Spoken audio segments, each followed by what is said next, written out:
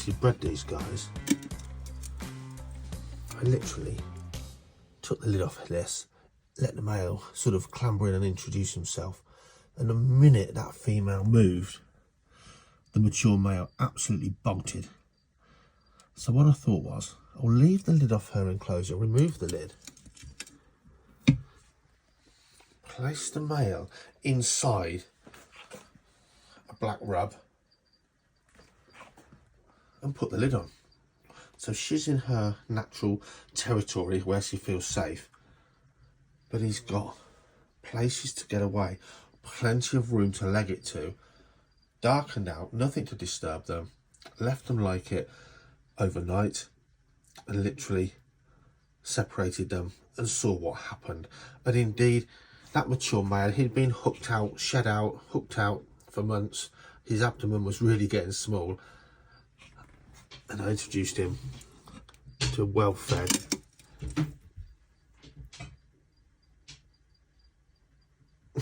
false water cobras are breathing, making around, to a well-fed, at the time, mature female. Now she's still got weight to put back on. But that's how it went. Just left them to it, unobserved, 50-50 chance. He's now gone off actually in the post to someone else with a mature female. See if he can do it all again. But it really worked, using a black stack and store box of a decent size with her enclosure placed within with the lid removed. He did well, she did well. Just an interesting first time breeding tarantulas, and here is some of those cute babies. Could have went better, but it was a positive experience with results.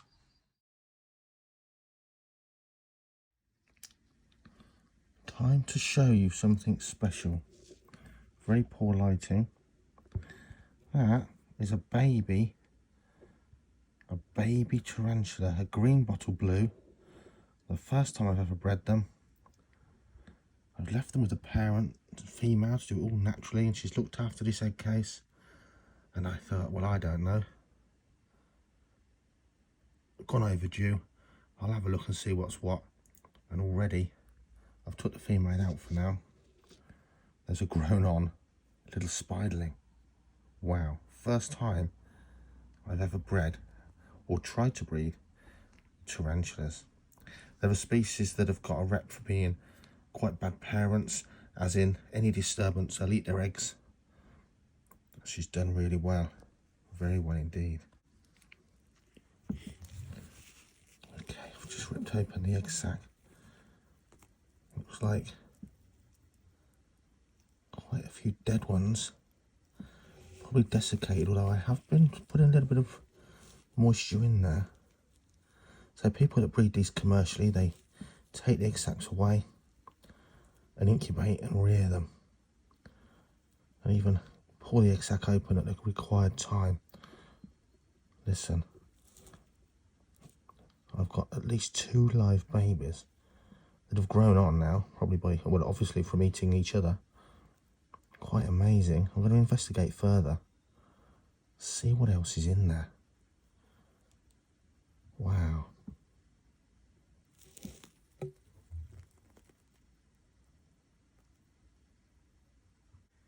Okay, so we did actually have a good haul.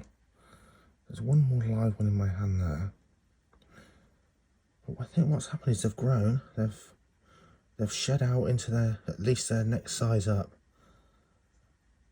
Although one was out in the enclosure, this egg sac was totally impenetrable, so one had somehow got out, but the rest just hadn't made it out at all.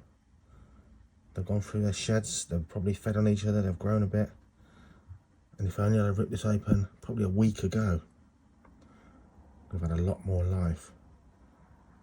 Wow, fascinating stuff indeed. Interesting learning curve. Look at those poor buggers. Quite a good haul. Anyway, I'm going to get some moisture for these to drink if nothing else. So for 3 or 4 days longer, I've removed the female temporarily, chucked in loads and loads of baby cockroaches, give them a spray down, although this species is very much, people panic about water, they do need it dry, but I just can't. It's hard, isn't it, when you see a little tiny spiderling. To me, a little bit of moisture, so it's had a good spray down, loads of food. Now I'm going to find those 2 or 3 little ones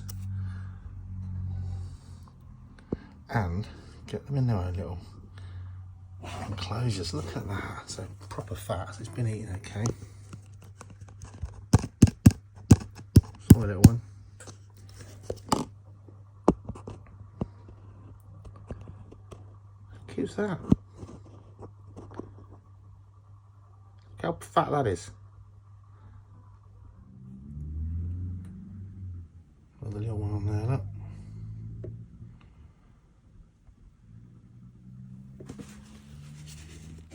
Just fish that one out onto the little lid of the enclosure, which, hold on.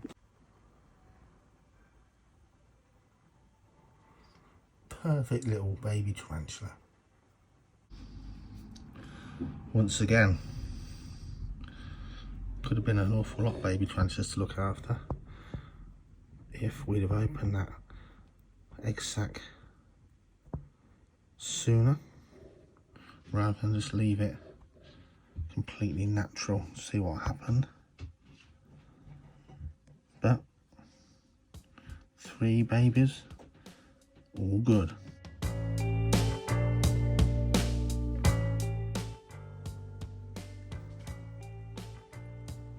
4 babies now.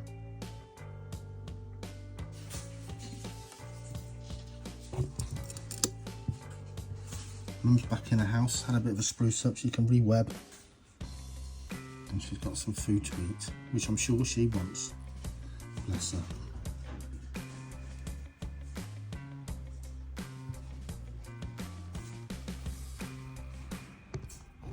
Oh, look at that. She's cheesed off. So I just thought I'd end the video. We've got 4 alive, doing really well.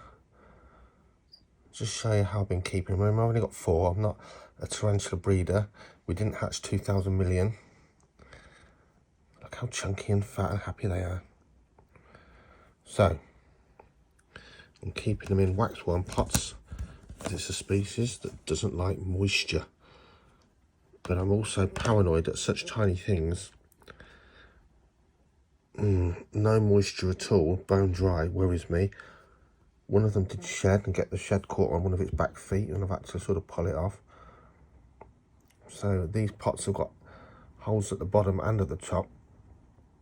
They're getting a little quick squirt with a mister once a week. Look how this one's webbed up. I've got 4, but just showing you the difference. This one's really lazy. And once a week, I'm dropping in a small cockroach that I've squished between my nails, so it's kind of, sounds a bit mean, broken in half, about as big as that spider's body. Just drop feeding them. A sort of injured, scavengeable prey item.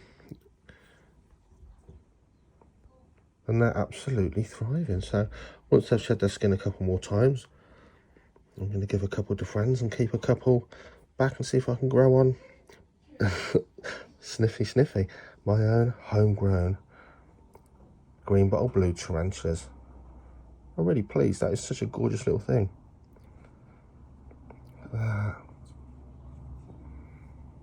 A mini success.